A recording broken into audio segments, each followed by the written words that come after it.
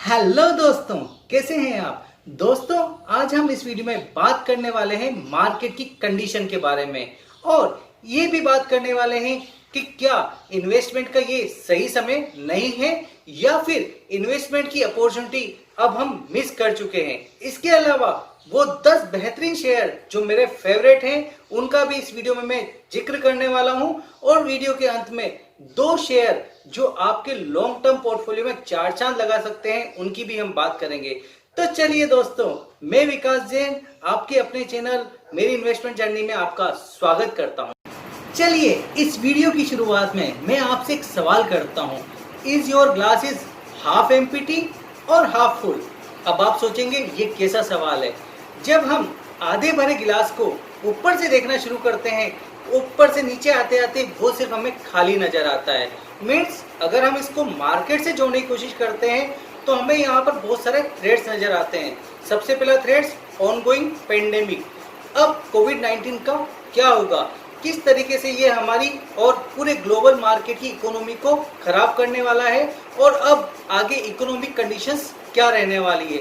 इसके अलावा जब मैं इंडिया की बात करता हूँ तो इंडिया चाइना जो बॉर्डर पे जो टेंशन चल रही है, इसके अलावा अभी अभी जो जीडीपी के आंकड़े आ रहे हैं डिफरेंट देशों के, वो भी चौंकाने वाले हैं, वो भी चिंता देने वाले हैं। वहीं पर जब हम अभी यूएस इकोनॉमी के आंकड़ों की बात करते हैं तो 33% श्रिंक हुआ है यूएस इकोनॉमी का इस क्वार्टर का डाटा, जो अब तक का सबसे कमजोर डाटा है। उसके अलावा यदि हम देखते हैं कि किस तरीके से एम्प्लॉय डाटा यूएस का आया है तो वो भी 14.7% से श्रिंक हुआ है, डाउन हुआ है। मीन्स 1947 के बाद इस तरह की कंडीशन बहुत टाइम बाद देखने को मिली है।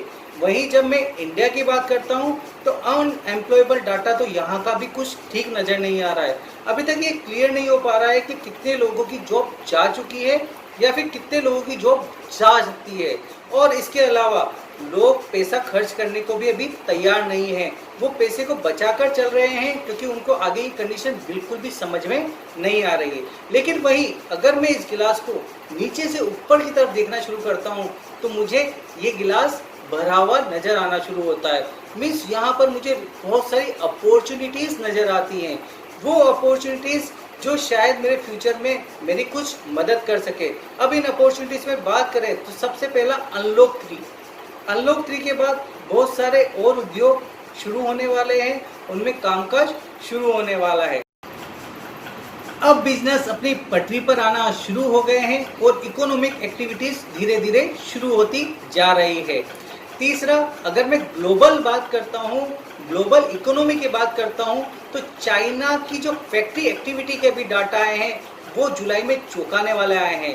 वहीं जापान के फैक्ट्री एक्टिविटी से डाटा भी अब मुंह ऊपर की तरफ जा रहे हैं। उसी तरीके से इंडिया में भी अब फैक्ट्रीज धीरे धीरे शुरू हो रही है और वहाँ पर कामकाज शुरू होना चालू हो गया है।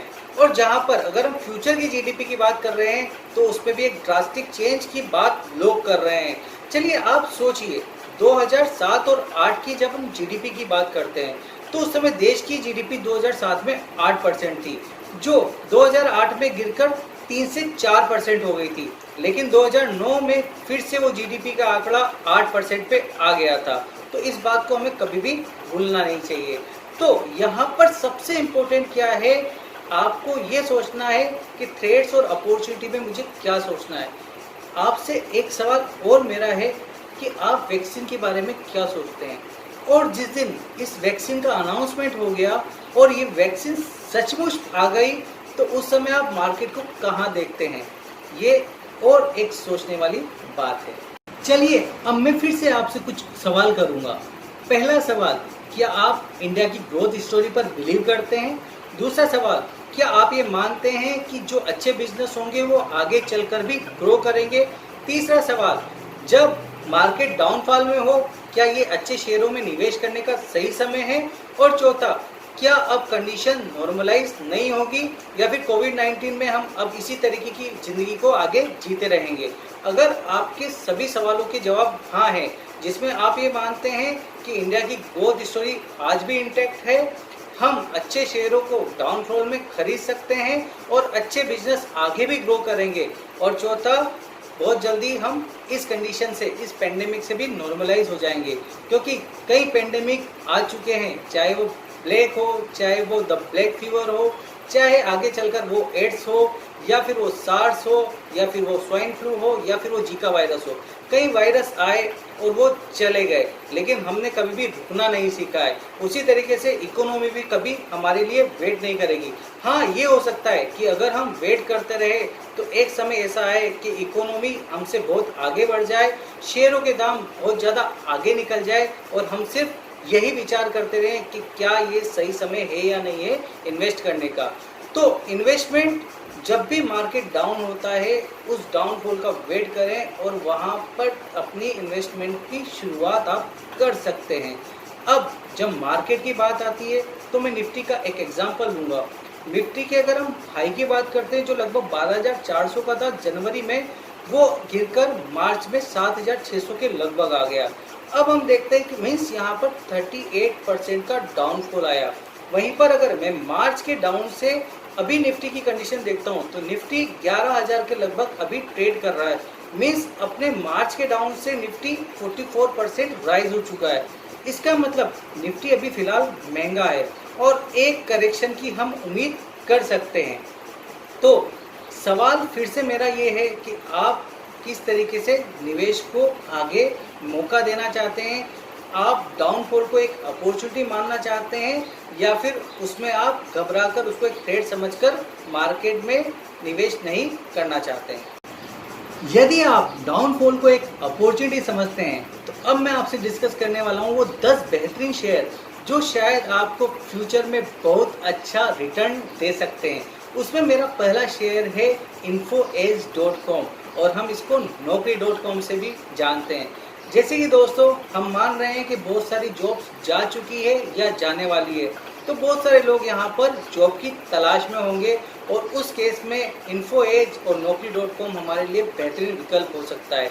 वहीं पर इस पेंडेमिक के बाद लोग हेल्थ अवेयरनेस के प्रति बहुत ज़्यादा सजग और अवेयर भी हो गए हैं।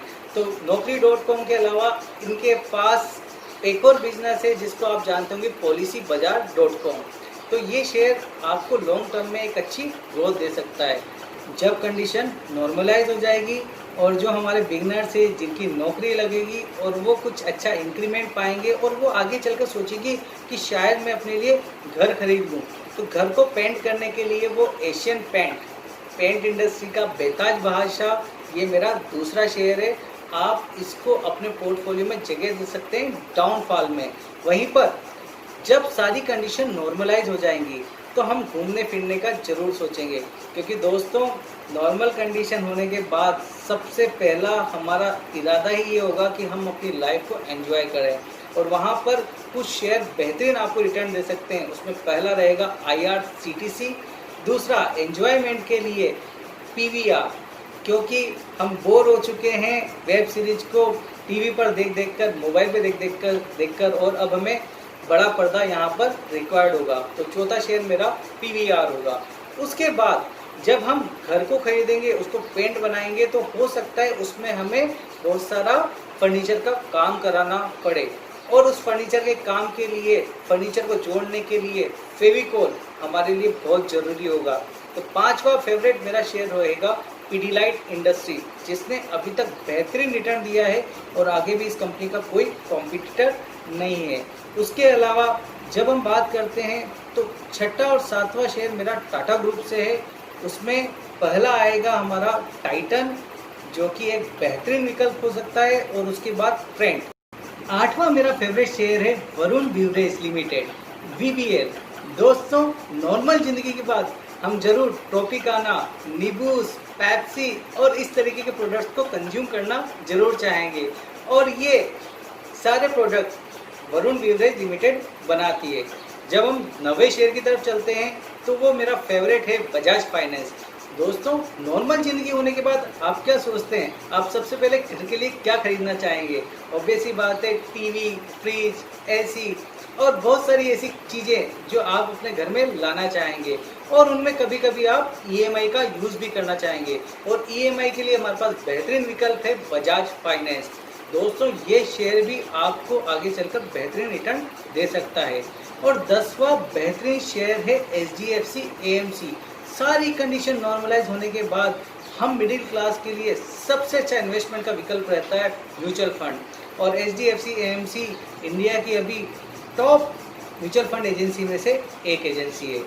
इन 10 शेयर के बाद अब मैं आपको बताने वाला हूँ मेरे 2 फेवरेट जैकपॉट शेयर जो आपको आगे चलकर आपके पोर्टफोलियो में बेहद चार चांद भी लगा सकते हैं। उनमें पहला शेयर है रिलायंस इंडस्ट्रीज। दोस्तों अभी Q1 के जिस तरीके इन्होंने प्रॉफिट शो किए हैं वो लाजवाब है, और जिस तरीके से जियो और इनका रिटेल कारोबार कर रहा है और आगे चलकर पेट्रो भी इनका अच्छा कारोबार कर सकता है। रिलायंस इंडस्ट्री हमें बेहतरीन रिटर्न दे सकता है लॉन्ग टर्म प्रोस्पेक्ट से। वहीं पर दूसरा मेरा जैकपॉट शेयर रहेगा SBI कार्ड। SBI कार्ड भी एक ऐसा विकल्प रहेगा क्योंकि इसकी मोनोपोली है, ये मोनोपोलिस्टिक शेयर है और अभी तक इसका कोई तोड़ नहीं है मार्केट के अंदर। तो अब आखिरी में मैं इस पूरे पार्ट को कंक्लूड करना चाहूँगा कि यदि आप इंडिया की ग्रोथ स्टोरी पे बिलीव करते हैं और आप ये मानते हैं कि अभी मार्केट महंगा है और शायद मार्केट नीचे आ सकता है, तो इन सब शेयरों की एक लिस्ट बना लीजिए और जब मार्केट डाउनफॉल करे, जब मार्केट नीचे आए, इनको आप स्ट्रेटेजिक वे में खरीदते जाएं। एक साथ कभी भी यहाँ पर इन्वेस्टमेंट नहीं करना है। और साथ में इन्वेस्टमेंट के लिए जब भी आप सोचें अपने फाइनेंशियल एडवाइजर से सलाह जरूर ले लें, क्योंकि मैं यहाँ पर आपको इन्वेस्टमेंट आइडिया नहीं दे रहा हूँ, सिर्फ कुछ अच्छे शेयर की आपसे डिस्कशन कर रहा हूँ। और यदि आपको ये वीडियो अच्छा लगा हो तो प्लीज़ इस वीडियो को लाइक करें, इस चैनल को शेयर करें और इस चैनल को सब्सक्राइब करें ताकि इस तरीके की वीडियो मैं आपके लिए बार बार लाता रहूँ। धन्यवाद दोस्तों।